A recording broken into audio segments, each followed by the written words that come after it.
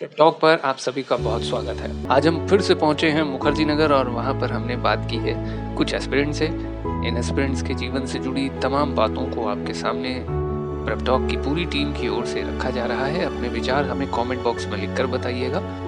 व्योम जी, एक बात बताइए कि जी यूपीएससी से रिलेटेड बहुत सारी भ्रांतियां हैं और जी उसमें एक बहुत बड़ी भ्रांति ये है कि अगर यूपीएससी का एग्जाम क्वालिफाई करना है तो लगभग 16 से 18 घंटे पढ़ना होगा। कितनी सच्चाई इस बात में? ये तो सच्चाई नहीं है, क्योंकि कोई भी नहीं पढ़ पाता। 16 से 18 घंटा कोई भी नहीं पढ़ पाता, क्योंकि हमारा ह्यूमन बॉडी है, इतना हम लोग एक काम को लगातार कर भी नहीं सकते हैं।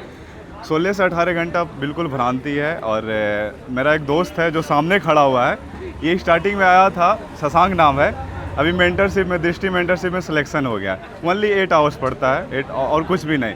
और जो ग्रेजुएशन से पढ़ रहा है उसके लिए 8 to 10 आवर्स काफ़ी है। सफिशिएंट है। बट अभी जो स्टार्टिंग करा ग्रेजुएशन के बाद उसके लिए 10 to 12 आवर्स निकालना पड़ेगा। बट 16-18 घंटा कोई नहीं कर पाता है। रूटीन क्या होता है कि आम यूपीएससी एस्पिरेंट का जी। डेली रूटीन क्या होता है? क्या सुबह 5 बजे से उठ करके एकदम रात में शार्प 11-12 बजे सोना है, जी। या फिर वही फ्लक्चुएशन होता है सोने जागने में जैसा एक आम स्टूडेंट का?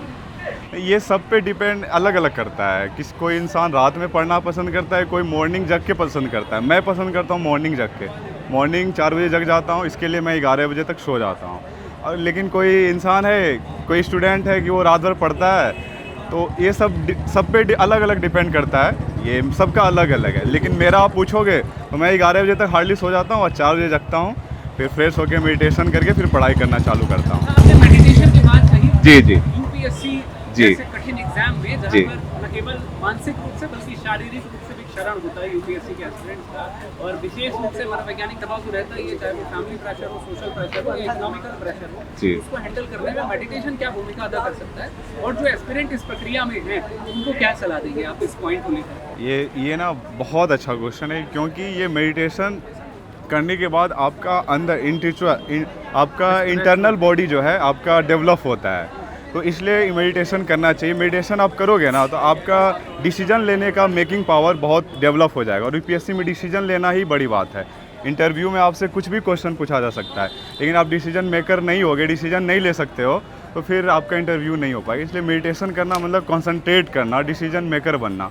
तो दैट्स व्हाई आमतौर पर अभी यूट्यूब में बहुत सारे आईएएस मॉक इंटरव्यूज वायरल होते हैं। या। और जो छोटे बच्चे उनको देखते हैं, जो मसलन 10वीं 11वीं और 12वीं में या फिर ग्रेजुएशन फर्स्ट ईयर में है, उनको लगता है यही वास्तव में इंटरव्यू है। वो क्या मसला है असल में, वो समझाइए कि रियल इंटरव्यू और मॉक इंटरव्यू के बीच जो डिफरेंस है वो क्या होता है?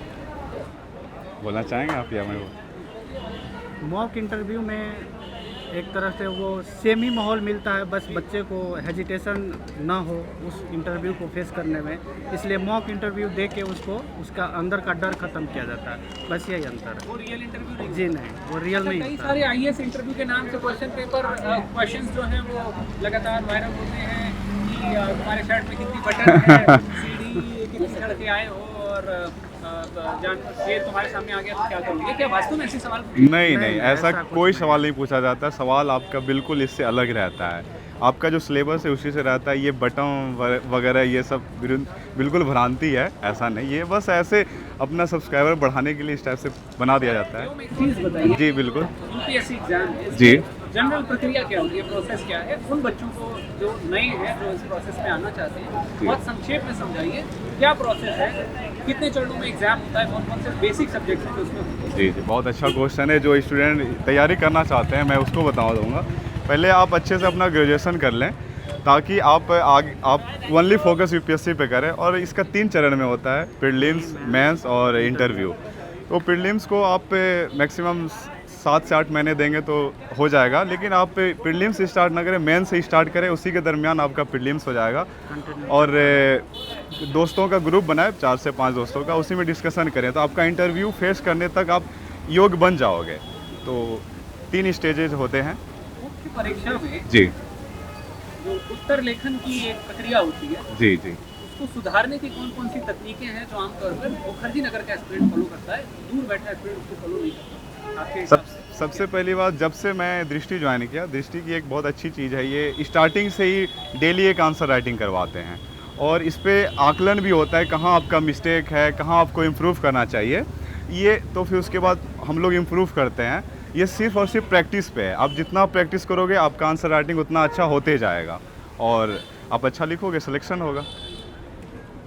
डिपेंड करता है टाइम अगर 3 घंटे हम लोग को टाइम मिलते हैं और उस टाइम में हम लोग को सारे क्वेश्चन अटेम्प्ट करने होते हैं। औसतन कितने प्रश्न आते हैं मुख्य परीक्षा में? 20% 20 रहते हैं लगभग और 3000 के आसपास शब्द लिखने होते जी। हाँ 3 से 4 हज़ार आपको पर लिखने क्वेश्चन पड़ते के हैं। अकॉर्डिंग हम लोग को 8 से 10 मिनट मिलते हैं लिखने के लिए। अगर उसमें हम लोग टाइम मैनेजमेंट कर ले तो बेहतर नंबर आ सकता है। तो वो सिर्फ प्रैक्टिस से ही हो तो वो सकता है। प्रैक्टिस में 1% हैं। तमाम एस्पिरेंट्स के मन में एक सवाल यह भी होता है कि घर बैठकर तैयारी करें कि दिल्ली चलें। दिल्ली जी, जब जी। मैं नाम लेता हूँ तो सिर्फ मुखर्जी नगर नहीं, उसमें ओल्ड राजेंद्र नगर भी आता है, जी, करोल बाग भी आता जी, है, जी। जो इंग्लिश मीडियम के एस्पिरेंट्स के लिए ठीक माना जाता है। जी जी। वे बच्चे जिनकी आर्थिक स्थिति, सामाजिक स्थिति उतनी बेहतर नहीं है कि वो दिल्ली आ सकें, क्या वो घर पे रह के पढ़ सकते हैं? और अगर पढ़ सकते हैं तो उसके क्या विकल्प हैं जो आपको यहाँ रह करके आपने अनुभव किया? देखिए ये भी बहुत अच्छा क्वेश्चन है स्टूडेंट से रिलेटेड, क्योंकि सब लोग दिल्ली आके एफर्ट नहीं कर सकता, पैसे यहाँ पे बहुत लगते हैं। यदि आपकी आर्थिक स्थिति ठीक नहीं है तो आप घर रह के भी कर सकते हैं, बट डेडिकेशन बहुत ज़्यादा चाहिए। आप एक दिन पढ़ोगे फिर 2 दिन नहीं पढ़ोगे, ऐसे नहीं होगा। डेडिकेशन चाहिए, पैसेंस चाहिए।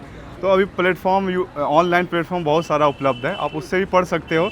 जब आपका प्रैक्टिस हो जाएगा, आप कर लोगे, फिर उसके लिए लास्ट 2-3 महीने आके यहाँ मॉक इंटरव्यू दोगे तो मेरे को लगता है इससे हो सकता है। इंटरव्यू के साथ साथ टेस्ट सीरीज भी आप यहाँ दोगे तो प्रीलिम्स और मेंस दोनों की। या प्रीलिम्स और मेंस दोनों के लिए। वैकल्पिक विषय क्या है आपका? मेरा इकोनॉमिक्स है। इकोनॉमिक्स है, मेरा पॉलिटिकल साइंस है। पॉलिटिकल साइंस है, और दोनों की आपने कोचिंग की होगी या नोट्स से कहीं से आपने? जी जी जी कर रहा हूँ, अभी चल रहा है। अच्छा, एक सवाल आया था हमारे पास, एक बच्चे ने पूछा था कि स्नातक में, जी 12वीं में और 10वीं में जी जो हमारे परसेंटेज आते हैं, क्या वो निर्धारित करते हैं कि संघ लोक सेवा आयोग की इस परीक्षा में या फिर राज्य लोक सेवा आयोग की परीक्षा में हमारा प्रदर्शन बेहतर होगा या फिर खराब होगा? मेरे कहने का मतलब ये है कि क्या 12th 10th और ग्रेजुएशन का जो परसेंटेज है, जो मार्क्स हैं, क्या वो निर्धारित करते हैं? क्या उसका कुछ रोल होता है? उसका कोई रोल नहीं होता है, बस वो आपके अंदर कॉन्फिडेंस बिल्डअप करता है। यदि आपने 10th में अच्छा मार्क्स लाया तो आपको कॉन्फिडेंस मिलेगा कि मैं कर सकता हूँ, या ग्रेजुएशन में आपका अच्छा मार्क्स है तो आपको एक कॉन्फिडेंस मिलेगा। यूपीएससी में आपका कितनों टॉपर हो जाओ आप ग्रेजुएशन लेवल पे, तो यूपीएससी में सिलेक्शन नहीं होगा, आपको एक कॉन्फिडेंस देगा। तो बस कोई मैटर नहीं करता है। अच्छा, एकेडमिक पढ़ाई का थोड़ा बहुत रोल होता होगा कहीं? ये सवाल इसलिए पूछा गया कि जी जी मैंने कई बार यह देखा है कि यूपीएससी के प्रति लगाव को लेकर के कई बच्चे ग्रेजुएशन की पढ़ाई को हल्के में ले लेते हैं। जी परिणाम यह होता है कि कुछ वर्षों तक यूपीएससी में अच्छे से प्रयास देने के बाद भी जब सिलेक्शन नहीं होता है तो एकेडमिक में भी अच्छा ना कर पाने के कारण वो कॉर्पोरेट में भी नहीं जा पाते और अदर ऑप्शंस भी बंद हो जाते हैं। जी क्या सलाह रहेगी आपको, आपकी उन बच्चों को जो एकेडमिक में अच्छा नहीं कर रहे हैं, एकेडमिक को लेकर क्या कहना चाहिए? एकेडमिक में बहुत अच्छा करने का ज़रूरत है। यदि आप जल्दी सफल होना चाहते हैं, यहाँ आके आप 5 साल नहीं देना चाहते, तो उसके लिए आपको एकेडमिक पे ही पार्ट 1 से ही आपको फोकस करना होगा। पूरा फुल फोकस नहीं, थोड़ा सा ही पढ़ोगे, फिर पार्ट 2 पार्ट 3 में आपका ग्रो होते रहेगा। यदि आप चाह रहे हो कि मैं यहाँ 1-2 साल में निकाल लूँ, तो आपको ग्रेजुएशन में फोकस होकर पढ़ाई करना पड़ेगा। लेकिन आप आके यहाँ 5 साल 6 साल दे सकते हो, तो नहीं भी पढ़ोगे तो आपका हो जाएगा। लेकिन यदि आपको जल्दी करना है तो ग्रेजुएशन पे फोकस करना ही पड़ेगा। अच्छा, आमतौर पर यह भी कहा जाता है कि यूपीएससी की तैयारी कर रहे मुखर्जी नगर में और ओआरएन में जो बच्चे होते हैं वो चलते फिरते विकिपीडिया होते हैं। हाँ तो समानांतर विषयों पर, समसामयिकी विषयों पर और अंतर्राष्ट्रीय संबंधों पर, पॉलिटी पर, संविधान पर, इन सभी विषयों पर उनकी अच्छी पकड़ होती है, अच्छी समझ होती है। क्या आपका सामना हुआ है किसी ऐसे विकिपीडिया से आमतौर पर चलते हुए? जब आप नए थे तो कुछ सीनियर से ऐसे मिलना हुआ जो बहुत अच्छा जानते थे और आपको बहुत सारा ज्ञान दे दिया और आप डिमोटिवेटेड हो गए? नहीं, ऐसा तो नहीं हुआ, क्योंकि स्टार्टिंग में सर ही बोल दिए कि अभी तुम, जब सर का पहला होता है क्लास होता है, ओरिएंटेड क्लास होता है, उस दिन सर बता दिए कि तुम्हें किसी से भी बात करने की ज़रूरत नहीं है, तुम अभी पढ़ो, गेन करो नॉलेज, उसके बाद फिर खुद अपने ग्रुप में बच्चों को बनाओ, क्योंकि यहाँ सब का राय सब तरह से होगा। तो किसी से तो सामना नहीं हुआ है, लेकिन दोस्त लोग ही भाई ये बताओ ये बताओ, तो फिर बताता हूँ जो आता है। तो और या आमतौर पर जीने के लिए 3 चीज़ें ज़रूरी हैं, और जैसा आपको पता है मूलभूत आवश्यकताएं कि रोटी, कपड़ा और मकान।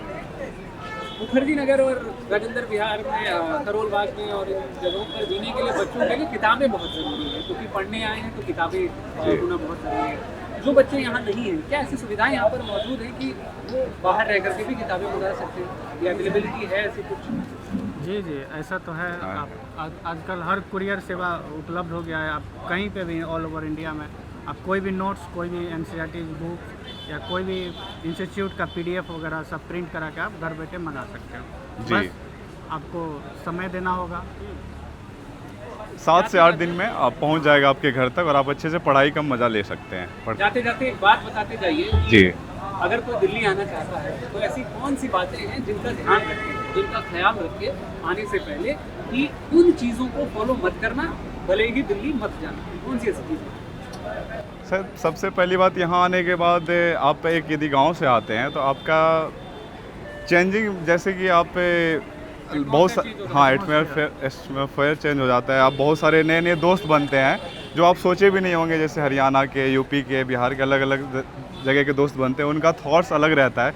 यदि उसमें निगेटिव दोस्त आपके ग्रुप में आ गए तो आपको फिर आगे नहीं बढ़ने देंगे। इसलिए दोस्त भी बनाना है अच्छे, जो नॉलेजेबल हो, जो आपसे मैच करता हो, जिसका फ्रिक्वेंसी, उनसे बनाए और अपने एम पे फोकस रखें, किसी के बहकावे में नहीं आए। ये प्रोसेस बड़ी लंबी है। बड़ी लंबी है। क्या कभी डर लगता है, कभी डिमोटिवेशन आता है, और वो अगर आता है तो उसको मैनेज कैसे करते हैं? बहुत समय आता है जब आप एग्ज़ाम देते हो, टेस्ट होता है, उसमें अच्छा नंबर नहीं आता है तो मोटिवेशन तो कम होता है, लेकिन अपने आप को बनाए रखना है कि नहीं, धीरे धीरे कोई भी चीज़, आप यूपीएससी का तो सिलेबस बहुत बड़ा है, कोई भी चीज़ समय मांगती है, पैसेंस मांगती है, और यूपीएससी का सिलेबस तो बहुत बड़ा है। यदि आप लगातार 2 साल तक अच्छे से पढ़ाई करते हो तो आपका डेफिनेटली होगा, और यदि आप हार जाते हो, थक जाते हो, फिर तो आप टिक ही नहीं पाओगे। इसलिए इसमें समय बना के आपको रहना होगा, पैसेंस रखना पड़ेगा। एक और चीज़ आती है, और वो सबसे महत्वपूर्ण यह है कि संघ लोक सेवा आयोग या राज्य लोक सेवा आयोग की तैयारी कर रहे एस्पिरेंट्स को, जब मैं केवल यूपीएससी की बात करता हूँ, उसके साथ में कुछ अन्य एग्जाम्स की भी तैयारी करनी चाहिए, प्लान बी को लेकर चलना चाहिए। क्या सोचते हैं? मैं तो ऐसा नहीं मानता हूँ कि प्लान बी होना चाहिए। कुछ लोगों का मानना है कि प्लान बी होना चाहिए, लेकिन मैं नहीं मानता हूँ। प्लान बी अपने लाइफ में भी मैं नहीं रखा हूँ।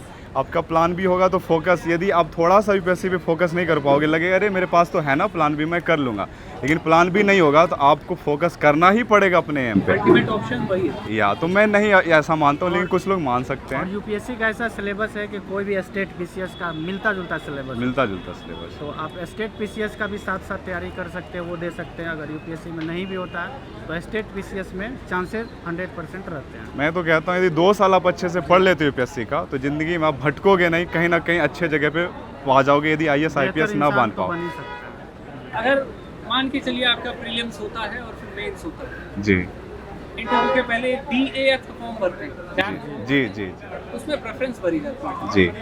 सर्विसेज में क्या प्रेफरेंस होती है आपकी? क्या बनना चाहते हैं? मेरा तो पहले था सर आईपीएस बनना, लेकिन मुझे लगा कि जब मैं इकोनॉमिक्स मेरा सब्जेक्ट है और ये आर्थिक से जुड़ा हुआ है, तो आईपीएस बन के मैं ज़्यादा लोगों तक सेवा नहीं पहुंचा सकता, बट आईएएस बन के ज़्यादा लोगों तक सेवा पहुंचा सकता हूं। इसलिए मैंने अपना आईएएस रखा और भाई ने भी अपना आईएएस रखा है शायद। ठीक है, व्योम और रमन, आपने हमसे बात की, आपका बेहद शुक्रिया, आपने अनुभव हमारे साथ साझा किया। हमारी पूरी टीम की ओर से आपको बहुत सारी शुभकामनाएं। हमारी आशा और उम्मीद यही है कि आपकी मेहनत रंग लाए, घर वालों के और आपके हौसले एक अच्छी मुकाम की ओर आगे बढ़े और आप सफल हों। तो खूब सारी शुभकामनाएं, और प्रब टॉक यूट्यूब चैनल पर ऐसी ही और वीडियोस देखने के लिए हमारे साथ बने रहिए। आपका बेहद शुक्रिया। आपका भी बहुत बहुत धन्यवाद। आप आते हैं और स्टूडेंट को जागरूक करते हैं, इसके लिए आपका बहुत बहुत धन्यवाद। Thank you, thanks a lot.